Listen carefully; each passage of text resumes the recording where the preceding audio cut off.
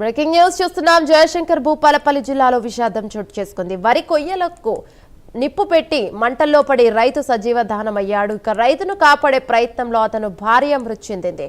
రేగొండ మండలం రేపాకపల్లి గ్రామంలో ఈ విషాదకర ఘటన చోటు చేసుకుంది. చంద్రమౌళి అనే రైతు తన పొలంలో వరి కొయ్యలకు నిప్పు పెట్టి పక్క పొలంలోకి వ్యాప్తి చెందుతున్న క్రమంలో ఆ మంటలను ఆర్పే ప్రయత్నం చేశాడు. ఇక ఆ ప్రయత్నంలో చంద్రమౌళి అదే మంటల్లో పడి సజీవ దహనమయ్యాడు.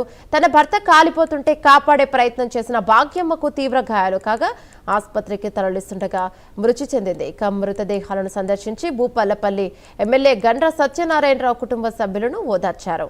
దీనిపై మరింత సమాచారం మా కరెస్పాండెంట్ తిరుపతి అందిస్తారు. రైట్ తిరుపతి, చెప్పండి అసలు ఎలా జరిగింది?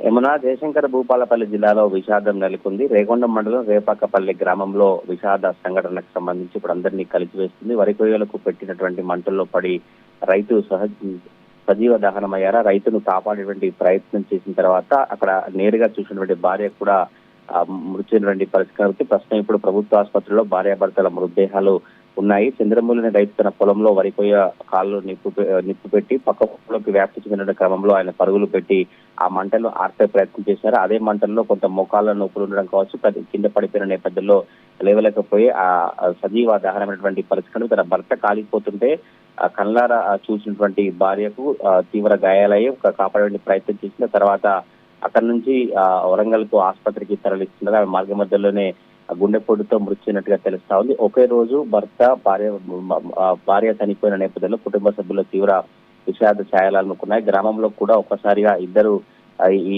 వ్యవసాయ సంబంధించినటువంటి పనుల్లో నిమగ్నమైన భార్యాభర్తలు చనిపోయిన నేపథ్యంలో గ్రామంలో కూడా తీవ్ర విషాద ఛాయలు అయితే కనిపిస్తా ఉన్నాయి. ప్రస్తుతం ఇప్పుడు 2 మృతదేహాలను సంబంధించి కూడా ప్రభుత్వ మార్చిలో ఉన్నాయి. మృతదేహాలను భూపాలపల్లి ఎమ్మెల్యే గండ్ర సత్యనారాయణరావు పరామర్శించి కుటుంబ సభ్యులను ఓదార్చించినటువంటి పరిస్థితి కనబడుతుంది. స్వయంగా భర్త మంటల్లో కాలిపోతుంటూ చూసినటువంటి భార్య ఆసుపత్రికి తరలిస్తుండగా గుండెపోటుకు గురైనటువంటి పరిస్థితి. ఆమెకు కూడా ఈ మంటల్లో తీవ్ర గాయమైనటువంటి పరిస్థితి కనబడుతుంది. ఇప్పటికైనా ఎవరు ఈ పంట వ్యర్థాలను కాలపెట్టద్దు. పంట వ్యర్థాలను కాలపెడితే భూసారం కోల్పోవడంతో పాటు ఇలా ప్రాణాలు కోల్పోయే అవకాశం ఉంటుంది. ఎవరు కూడా ఎటువంటి పనులకు పూనుకోవద్దంటూ అధికారులు హెచ్చరించినటువంటి పరిస్థితి కనబడుతుంది. ఇటు రేపాక గ్రామంలో మాత్రం ఒకే రోజు భార్యాభర్తలు చనిపోయినటువంటి ఘటనకు సంబంధించి తీవ్ర విషాద ఛాయలనుకున్నాయి. యమున.